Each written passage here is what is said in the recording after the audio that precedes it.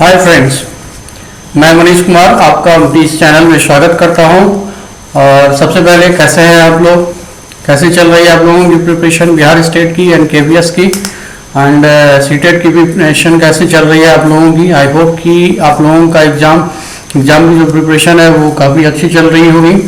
तो आज मैंने लाया हूँ अराउंड 30 क्वेश्चन जो है और इम्पोर्टेंट क्वेश्चन है आपका बिहार स्टेट के लिए, केवीएस के लिए एंड सीटेट एग्जाम के लिए। और ये आज का जो सब्जेक्ट है बेसिकली ज्योग्राफी और साइंस का, तो मिक्स क्वेश्चन रहेगा। तो आप लोग इसको कंप्लीट देखेंगे सेशन, 30 क्वेश्चन है अराउंड।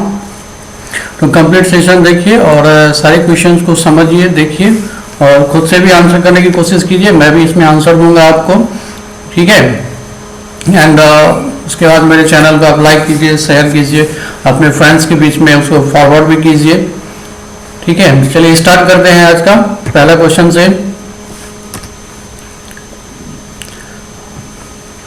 देखिए जो पहला क्वेश्चन क्या कह रहा है कि हिमालय पर 3600 मीटर या अधिक की ऊंचाई पर पाई जाने वाली वनस्पति, देखिए यहाँ पे मीटर लिखा हुआ है ना, मीटर नहीं है मीटर होगा। 3600 मीटर या इससे अधिक की ऊंचाई पर पाई जाने वाली वनस्पति है क्या? तो इसका राइट आंसर आपका होगा ए अल्पाइन तृणभूमि, ठीक है।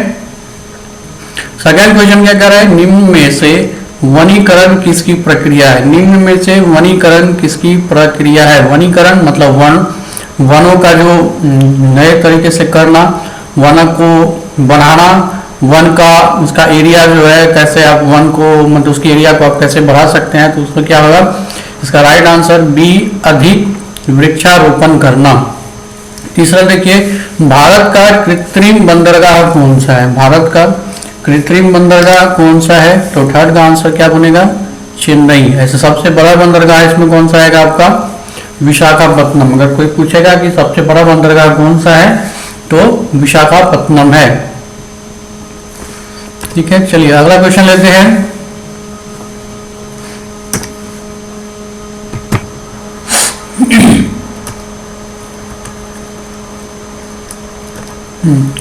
अगला क्वेश्चन है चौथा क्वेश्चन, अंतर्राष्ट्रीय बाजार में किसकी आपूर्ति में भारत का एकाधिकार है? यानी कि अंतर्राष्ट्रीय इंटरनेशनल लेवल पे जो बाजार है उसमें भारत का एक अधिकार है, एकाधिकार स्थापित है, वो किस चीज में है?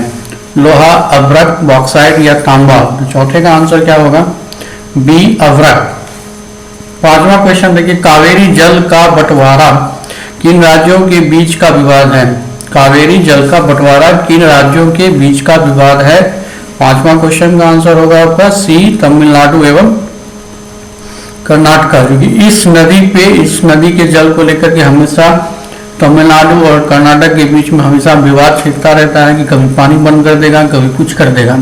क्योंकि इन दोनों जो स्टेट है तमिलनाडु और कर्नाटक, इनका ये जो लाइफ लाइन है यही नदी है। कौन सी नदी? कावेरी नदी। छठा क्वेश्चन देखिए, प्रसिद्ध गिर वन कहाँ स्थित है? प्रसिद्ध गिर वन कहाँ स्थित है? तो इसका राइट आंसर आपका होगा जी गुजरात, ठीक है। गिर वन किसके लिए फेमस है? ज्यादातर हाथी के लिए और शेर के लिए, ठीक है। अब अगला क्वेश्चन लेते हैं।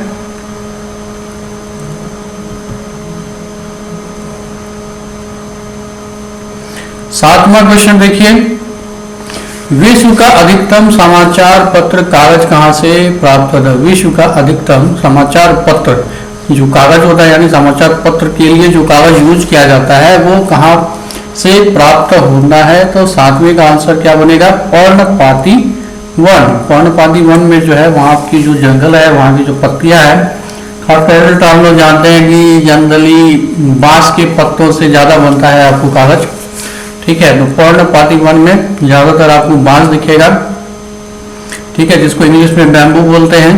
तो ये है आठवां क्वेश्चन। देखिए, ऑपरेशन फ्लड किससे संबंधित? ऑपरेशन फ्लड किससे संबंधित है? तो आठवीं का आंसर हो जाएगा ए दूध उत्पादन से, ठीक है।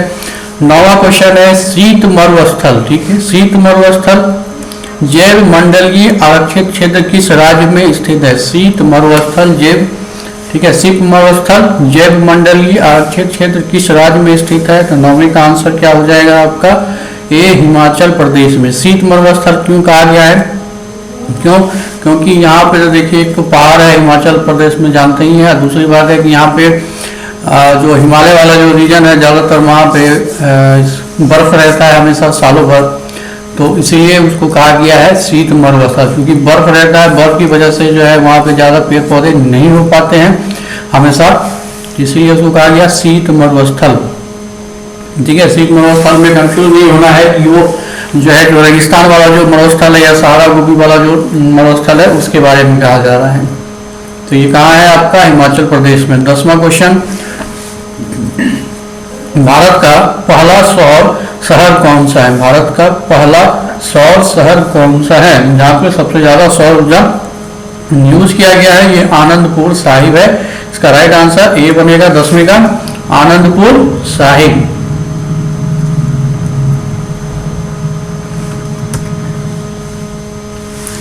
चलिए 11वां क्वेश्चन देखते हैं।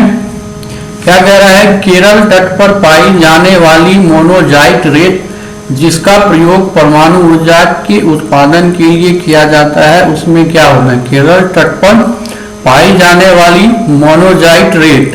ठीक है, अब ये जान लीजिए, क्वेश्चन तो आपका यहाँ भी बन गया कि केरल के तट पर पाई जाने वाली रेत को क्या कहते हैं और कैसा होता है? वो मोनोजाइट रेत होता है, जिसका रेत जो बालू कहते हैं जिसको मोनोजाइट रेत होता है, जिसका प्रयोग परमाणु ऊर्जा के उत्पादन के किया जाता है।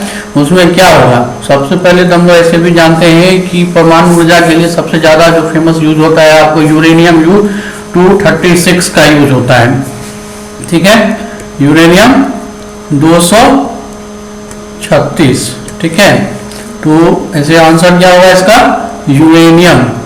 नाभिकीय विखंडन इसमें बहुत ज्यादा होता है, और नाभिकीय विखंडन होने की वजह से क्या होता है? ये ज्यादा एनर्जी को रिलीज करता है, इसीलिए जो आज बहुत जगह पे है आपको जो बिजली उत्पादन के लिए यूरेनियम का यूज किया जाता है। भारत में स्थापित पहला राष्ट्रीय उद्यान कौन सा है? भारत में स्थापित पहला राष्ट्रीय उद्यान कौन सा है? 12वें का आंसर क्या हो जाएगा? जिम कॉर्बेट राष्ट्रीय उद्यान। ठीक है, जिम कॉर्बेट राष्ट्रीय उद्यान ये भारत का सबसे पहला राष्ट्रीय उद्यान है। 13वां क्वेश्चन देखिए, निम्नलिखित में से कौन सा एकीकृत iron international steel authority of India? एकीकृत आयरन इंटरनेशनल, देखिए इंस्टॉलेशन है ये नहीं हुआ, international steel authority of India limited के प्रबंधन के अंतर्गत नहीं आता है। कौन सा एकीकृत? तो जैसा कि हम लोग जानते हैं भिलाई, दुर्गापुर, राउरकेला और जमशेदपुर ये सभी जो है आपको आयरन स्टील अथॉरिटी है यहाँ पे। ठीक है, तो अब यहाँ कह रहा है कि iron steel authority of India limited के अंदर कौन नहीं आता है? आपका राइट आंसर डी, जमशेदपुर, जिसको कि टाटा के नाम से जो जाना जाता है। और जमशेदपुर शहर जो है बसाया गया है टाटा के द्वारा। वास्तु तो खैर अब तो अलग हो गया है, लेकिन उस समय बसाया गया था। ये फेमस है आपको, ये भी लोहा उत्पादन के लिए। ठीक है,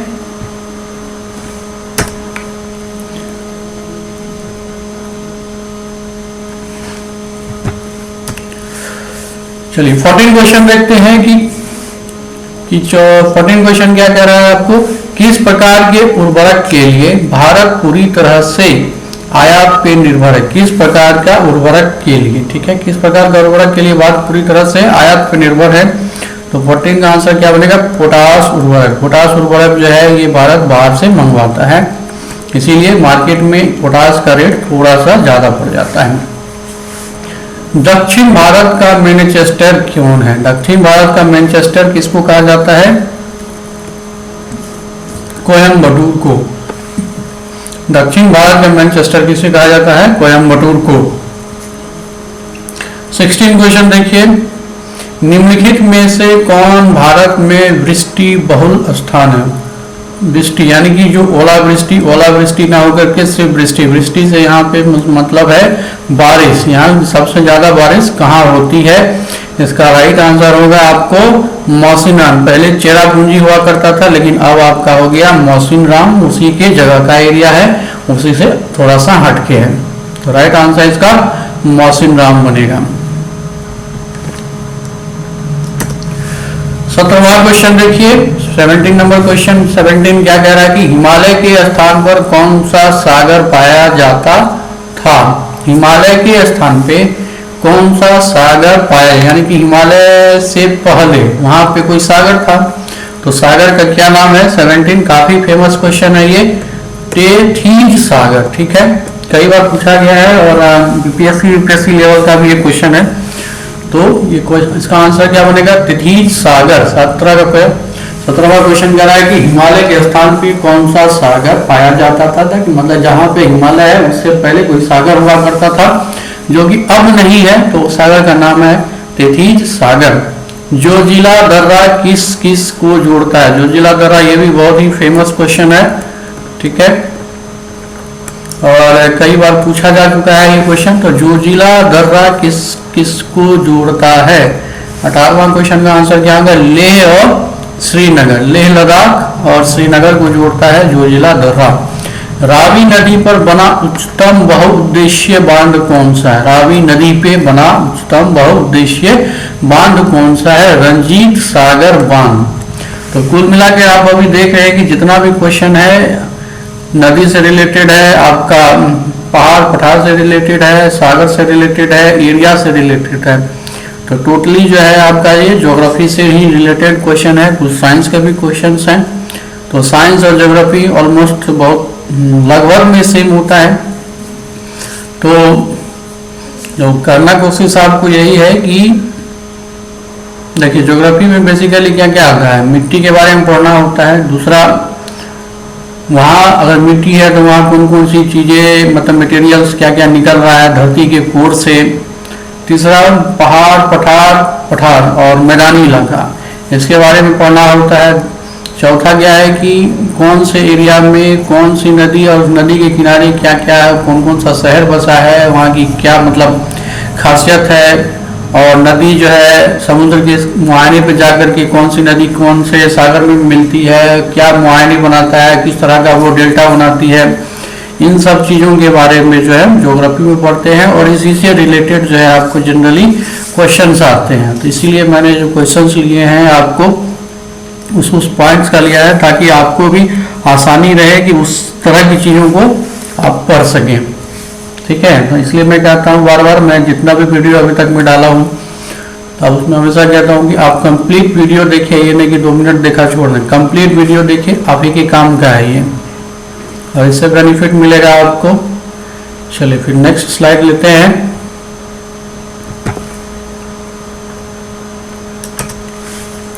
बीसवां क्वेश्चन क्या कह रहा है कि सौर मंडल में, हाँ, और तीसरा चीज मैं कह रहा था कि आपका ज्योग्राफी के अंदर ग्रह भी आते हैं, ग्रह उपग्रह आते हैं, आकाश गंगा, इसको भी काफी इंपॉर्टेंट है ये भी आपका। इससे भी अराउंड 2 से 3 क्वेश्चन तो जरूर ही पूछा जाता है। और कुछ क्वेश्चन ऐसे हैं जो फिक्स है, जो हर बार किसी न किसी एग्जाम में आता ही आता है। तो सौर मंडल में किस उपग्रह में जीवन की संभावना विद्यमान है। सौर मंडल में किस उपग्रह में जीवन की संभावना विद्यमान है। तो इसका क्या होगा आंसर 20वां का, डी, यूरोपा। यूरोपा, इसमें जीवन की संभावना जो है विद्यमान, अभी भी उसमें मतलब जब साइंटिस्ट ने इनका इस ग्रह का जब खोजा गया, इस उपग्रह को जब उन्होंने खोजा तो उसमें पानी के कुछ अंश मिले, वहाँ ऑक्सीजन मिला। ठीक है, तो इसलिए कहा गया कि यहाँ पे जीवन की संभावना विद्यमान है। 21वां क्वेश्चन देखिए, निम्नलिखित में से किसे पर्वत का सागर कहा जाता है। पर्वतों का सागर कहा जाता है। 21वां क्वेश्चन का आंसर क्या बनेगा आपका, ब्रिटिश कोलंबिया। ये भी इंपॉर्टेंट क्वेश्चन है, तो ध्यान में रखना है इसको। भारत का कौन सा राज्य चमड़ा उत्पादन में अग्रणी है। चमड़ा उत्पादन में अग्रणी है। 22वां का क्या होगा आंसर, तमिलनाडु। तमिलनाडु में आपको चमड़ा का फैक्ट्री है और सबसे ज्यादा चमड़ा उत्पादन तमिलनाडु से ही होता है। ओके,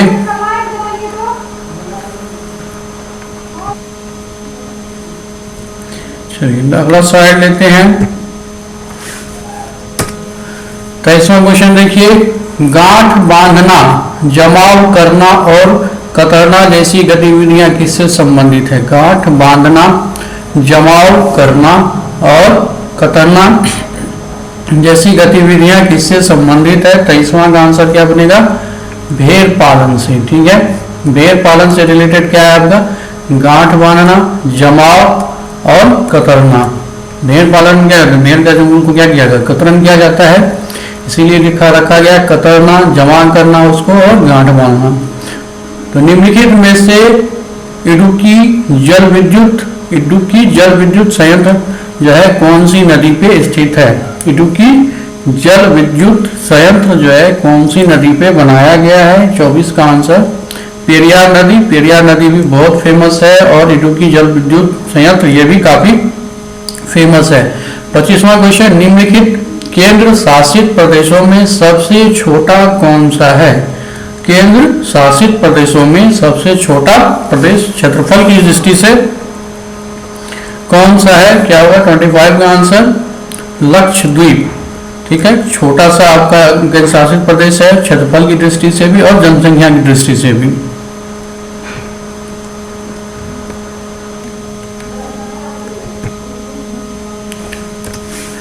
छब्बीसवां क्वेश्चन देखते हैं। एक दंत चिकित्सक द्वारा रोगी के दांतों की जांच के लिए प्रयुक्त होने वाला दर्पण, यानी कि रोगी का जो दांत है तो कोई प्रॉब्लम होता है तो जो दंत चिकित्सक है वो एक छोटा सा ऐनक यूज करता है, उसमें कौन सा दर्पण लगा रहता है? तो 26 का आंसर हो जाएगा ए, अवतल दर्पण। 27वां क्वेश्चन, गर्मी के दिनों के दौरान मिट्टी के बर्तनों में रखा पानी ठंडा हो जाता है, निम्नलिखित प्रक्रिया के कारण है? गर्मी के दिनों के दौरान मिट्टी के बर्तनों में रखा पानी ठंडा हो जाता है, निम्नलिखित प्रक्रिया के कारण। देखिए ये आपका क्वेश्चन है साइंस का और फिजिक्स से रिलेटेड क्वेश्चन है और बेसिक क्वेश्चन है, प्राय ये भी क्वेश्चन पूछा जाता है। और 26 वाला जो क्वेश्चन था उत्तल दर्पण समतल दर्पण, ये भी फिजिक्स का ही क्वेश्चन है और कई बार ये पूछा जाता है क्वेश्चन, यानी कि आप इसको ये जीके जीएस के रूप में, जनरल क्वेश्चन के रूप में आप इसको देख सकते हैं। तो इम्पोर्टेंट क्वेश्चन है। चलिए 27 का आंसर क्या हो जाएगा? क्यों जो है वो ठंडा हो जाता है, मतलब उसमें कौन सी प्रक्रिया है? ऐसा कौन सा प्रक्रिया है जिसकी वजह से पानी जो है गर्मियों के दिनों में, गर्मियों के समय में मिट्टी में जो रखा हुआ, मिट्टी के बर्तन में जो रखा हुआ पानी है वो ठंडा होता है? क्यों? मिश्रण, प्रसारण, ऑस्मोसिस या वाष्पीकरण। तो 27 का आंसर क्या होगा? वाष्पीकरण। यानी कि आप देखे होंगे जो घड़ा है तो इसमें जब पानी भरा रहता है तो घड़ा के चारों साइड में आप देखे होंगे थोड़ा भींगा भींगा लेयर रहता है। ठीक है, वो क्यों होता है? क्योंकि जो उसकी घड़े के अंदर से जो छिद्र है हल्का हल्का, मतलब मिट्टी के जो कण होते हैं उनके बीच में क्या होता है? अणु होता है, अणु के बीच में हल्का हल्का स्पेस होता है, जिससे क्या होता है? जो वायु का जो है आदान प्रदान होता है, यानी कि जो बाहर का जो टेम्परेचर है गर्म है और मिट्टी के घड़े के अंदर जो पानी है वहां का टेम्परेचर ठंडा होता है। क्या होता है? दोनों को बैलेंस करने के लिए वहां पे वाष्पीकरण होता है। तो इसका राइट आंसर क्या होगा? वाष्पीकरण। 28वां क्वेश्चन, पानी में डुबोई एक छड़ी किस संवृत्ति के कारण मुड़ी हुई प्रतीत होती है? आप लोग देखे होंगे जब आप गिलास में एक गिलास पानी है, ठीक है, यानी कि कांच के गिलास में आप पानी लीजिए और इसमें एक चम्मच डालिए, अगर आप सीधा डालोगे तो आपको लगेगा वो कैसा है? तिरछा दिख रहा है। क्यों होता है ऐसा? किस कारण? यानी प्रकाश का कौन सा यहाँ पे अभिक्रिया, मतलब क्रिया होती है जिसकी वजह से लगता है कि वो जो भी मेटल का चीज है वो लगता है मुड़ा हुआ, चाहे मेटल है या कोई भी चीज हो वो मुड़ी हुई दिखती है। ऐसा क्यों? कौन सी प्रक्रिया होती है? 28 का आंसर आपका हो जाएगा प्रकाश के अपरावर्तन की वजह से। ठीक है, प्रकाश का जो अपरावर्तन होता है, यानी कि जैसे ये गिलास है आपका, जब आप ऐसे रखते हैं तो जो यहाँ से जो प्रकाश आ रही है तो वो यहाँ से विस्थापित होकर के थोड़ा इधर हो जाता है, जिसकी है तो सीधी सीधी लेकिन आपको प्रतीत होती है तो हल्की सी टेढ़ी, यानी कि यहाँ पे क्या होता है? प्रकाश का और अप्रवर्तन होता है। ठीक है, तो ये भी इंपॉर्टेंट क्वेश्चन है, तो इसको जरूर से देखिए, समझिए। लास्ट देखिए क्वेश्चन क्या है? वायु शक्ति यानी कि विंड पावर जानते होंगे, कई जगह पे आप लोगों ने देखा होगा जिसको कि पवन चक्की जिसको कहते हैं, वायु शक्ति में ऊर्जा का कौन सा रूप विद्युत ऊर्जा में परिवर्तित होना है? जब आप महाराष्ट्र रीजन में जाएंगे, कर्नाटका रीजन में जाएंगे, उधर आपको बड़ा बड़ा पवन चक्की दिखेगा, ठीक है। वो क्या करता है, वो किस ऊर्जा को जो है विद्युत से जो है हम विद्युत ऊर्जा के रूप में उसकी जो है ऊर्जा को यूज करते हैं। तो विद्युत ऊर्जा जो उसमें बनता है तो उससे पहले कौन सा ऊर्जा जो है उसमें समाहित होता है? तो यहाँ कौन सी गतिज ऊर्जा, स्थितिज ऊर्जा, गतिज ऊर्जा, स्थितिज ऊर्जा, सौर ऊर्जा, विकिरण ऊर्जा। तो 29 का आंसर क्या बनेगा? गतिज ऊर्जा। गतिज ऊर्जा आप जानते होंगे ये पोटेंशियल एनर्जी और काइनेटिक एनर्जी, ठीक है। पोटेंशियल एनर्जी यानी कि जो आप काइनेटिक एनर्जी हो गया, तीव्र ऊर्जा, पोटेंशियल एनर्जी हो गया आपको स्थितिक ऊर्जा यानी कि मतलब शांत ऊर्जा के रूप में कह सकते हैं इसको। एग्जैक्ट हिंदी मुझे नहीं पता है इसका, आप लोग देख लीजिएगा, ठीक है। और काइनेटिक एनर्जी यानी कि पोटेंशियल एनर्जी से काइनेटिक एनर्जी में कन्वर्ट होता है जब कोई आप जब काम कर रहे होते हैं तब उसमें। तो इसका राइट आंसर क्या होगा? गतिज ऊर्जा, ठीक है। यानी कि जब पवन चक्की चलती है तो वो गति में आता है यानी कि मोशन में आता है। मोशन की वजह से जो मोशन वाला जो ऊर्जा होता है वो गतिज ऊर्जा में कन्वर्ट होता है। और गतिज ऊर्जा से क्या होता है, उसमें जो मोटर लगा होता है उस मोटर में विद्युत ऊर्जा का संचार होता है। तो राइट आंसर ए बनेगा। निम्न में से एनीमोमीटर का उपयोग मापने के लिए किया जाता है। ये क्वेश्चन कई बार कई एग्जाम में पूछा गया और अलग अलग तरीके से। सेंटेंस पूछने का मतलब वही है, बस सेंटेंस चेंज हो जाता है। तो 30 का आंसर क्या बनेगा आपका? पवन का वेग, यानी कि एनीमोमीटर। एनीमोमीटर अगर है तो वो किस चीज के लिए होगा? पवन का वेग मापने के लिए। और लास्ट क्वेश्चन है, निम्नलिखित में से कौन सा हाइड्रोजन का समस्थानिक नहीं है? निम्नलिखिट में से कौन हाइड्रोजन का समस्थानिक नहीं है? तो इसका राइट आंसर क्या बनेगा? ओजोन, ठीक है। टाइटेनियम, ड्यूटेरियम और प्लूटोनियम ये तीनों एक ही पार्ट है, ठीक है। ये हाइड्रोजन का ही समस्थानिक है, लेकिन ओजोन जो है आपका हाइड्रोजन का समस्थानिक नहीं है। ओजोन बिल्कुल ही अलग हो जाता है, ठीक है। ये आपका आज का कंप्लीट हो गया। अराउंड 30 क्वेश्चंस है। तो आप लोगों को अच्छा लगे तो लाइक कीजिए, शेयर कीजिए एंड फॉलो कीजिए, ठीक है। एंड इसमें मैं जो है आपको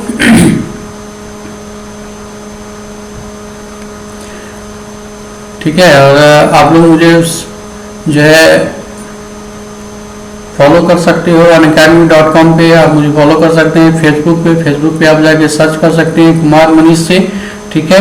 और दूसरी बात, व्हाट्सअप भी आपको मैं नंबर दे दूंगा स्टार्टिंग में, ठीक है। आप वहाँ पे भी जाकर के मुझे व्हाट्सअप पे मैसेज कर सकते हो, जुड़ सकते हो, ठीक है। तो चलिए इसी के साथ आपका ये आज का क्वेश्चन सेशन समाप्त करते हैं। अराउंड 31 क्वेश्चन है और ये काफ़ी इंपॉर्टेंट क्वेश्चन है, इसलिए आप लोग इसको जो स्किप नहीं कीजिएगा, कंप्लीट सेशन देखिएगा। और एग्जाम में ये 101% है, पूछे ही जाएंगे ये क्वेश्चन, ठीक है। चलिए इसी के साथ bye bye, good night, sweet dream. मिलते हैं फिर कल नए वीडियो के साथ। Thank you.